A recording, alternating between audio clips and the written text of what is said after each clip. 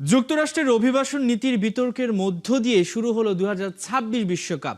বৈধ ভিসা থাকা সত্ত্বেও সোমালিয়ার আন্তর্জাতিক রেফারি ওমর আরতানকে যুক্তরাষ্ট্রে প্রবেশের অনুমতি না দেয়ায় হয়েছে নানা আলোচনা।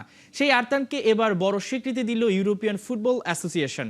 বিশ্বকাপের ম্যাচে দায়িত্ব পালন করতে না পারলেও আগামী 12 আগস্ট অস্ট্রিয়ায় ইউএফএ সুপার কাপের ফাইনালে প্রধান রেফারির দায়িত্ব পালন করবেন আরতান।